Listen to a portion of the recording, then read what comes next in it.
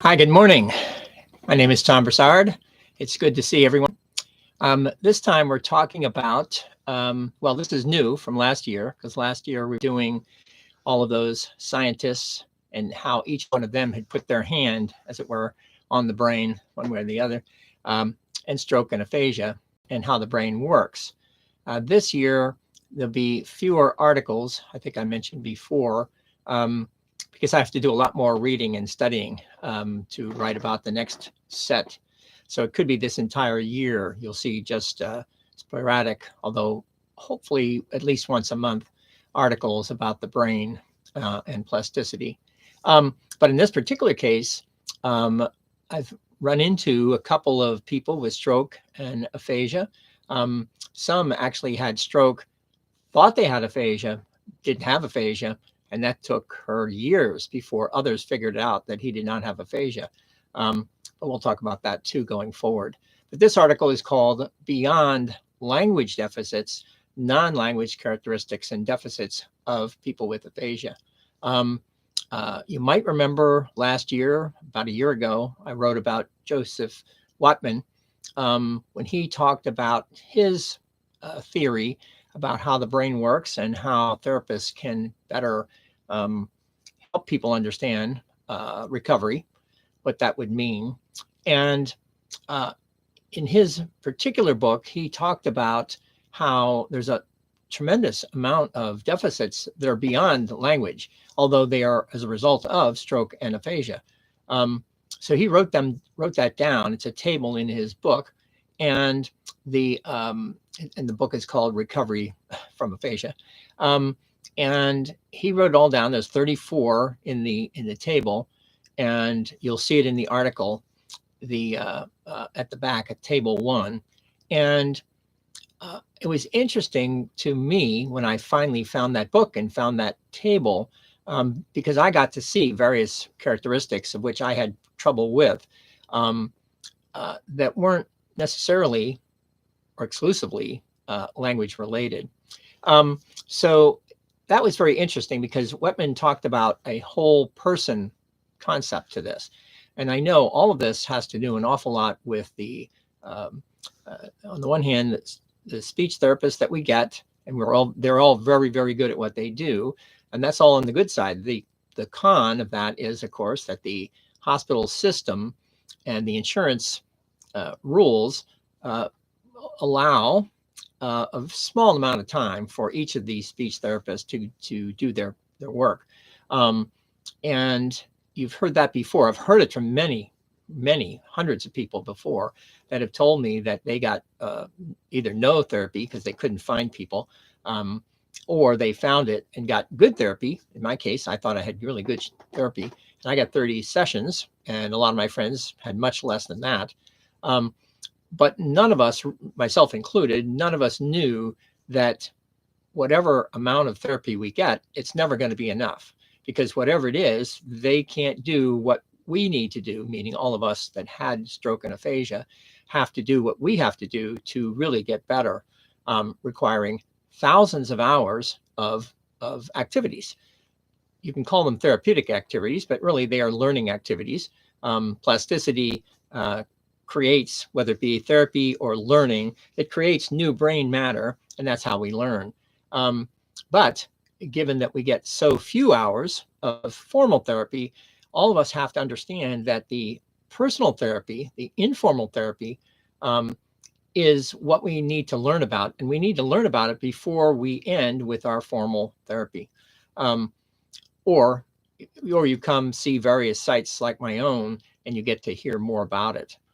Because it does require thousands of hours. And if nobody has told you about any number of things, and now focusing on this article, not focused on the non-language deficits of people with aphasia, because basically you will never told this. I haven't found anybody who has ever been told by the people with the issue from their own therapist that they actually had these many lists of non-language deficits about aphasia.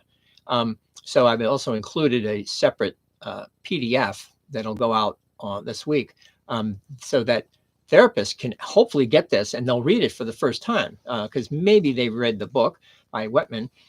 Maybe they read that title whenever they went through school, but I doubt that they actually had that printed out and give it to their family, if not the person with aphasia, so that they can better understand what this particular list means. And I say all of that because in the last couple of 6 weeks, met a couple other people who were getting hold of me and then explaining to me their own issues, that they were very important to them, but nobody really told them how they might be able to get better about some of those issues that had been listed that way. And of course, in listing them, you see them on this list here, including one person who had a stroke, I say 12, 13 years ago, about the same time as mine.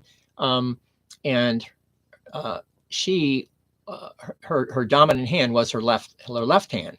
Of course, stroke and aphasia, could not use her left hand or leg, and wanted to learn how to write with the right hand.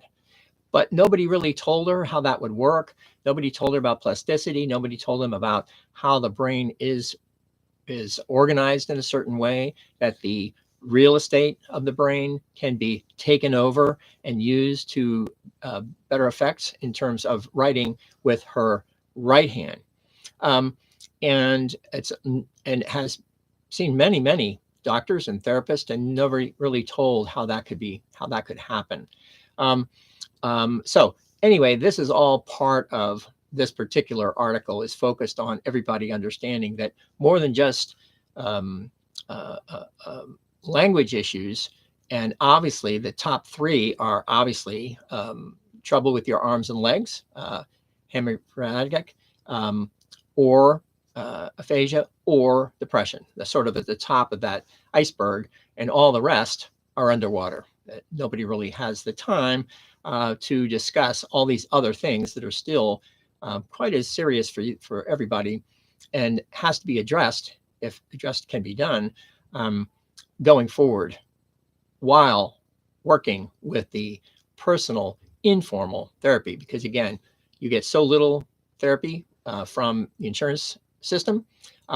It really continues to be all up to you. It really is all up to you. So again, reading about some of these people like Wepman helps us better understand about this whole person approach to aphasia recovery, far beyond the realm of language itself.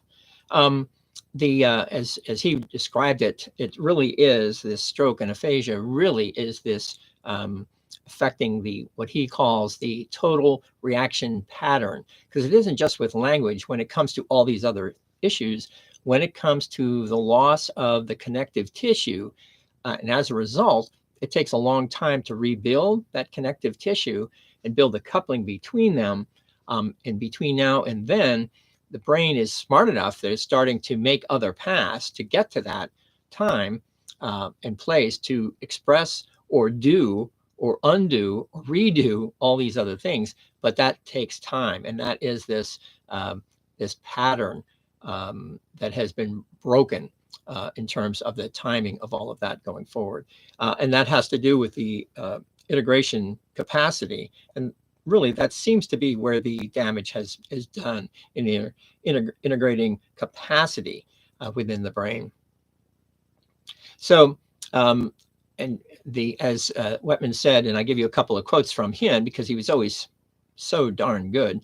He says here, always keep in mind that aphasia occurs only in people. Humanize your therapy. Treat the person, here he's talking to speech therapists, treat the person, not the language. Treat the person, not the language. Of course, the language is at the top of that iceberg, but there's a whole lot of other stuff that are the ballast of a person's personality, as it were, and all of that will affect that person's ability to communicate in any number of words beyond language. And as he goes on and says, and I end this article with this, he ends up saying, a patient's language doesn't improve. He improves, and his language, as well as his non-language deficits, reflects it.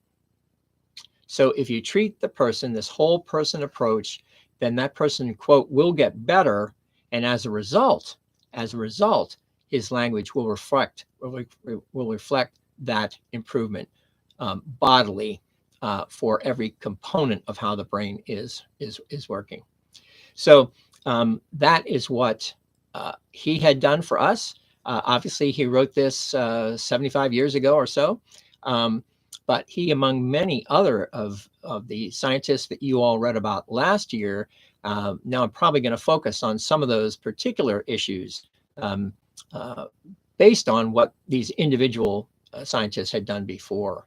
So this continues to be very interesting for me, and hopefully it's interesting for you, especially both as a clinician who learn what you learn in school, and then it's up to you after you're out of school to learn from the patients you see and observe, and then all of us with stroke and aphasia who also get to see our wonderful therapist. But once we leave them, it's still up to us. We need to find the information or somebody telling us this information so we can better understand, given these thousands of hours that are required going forward.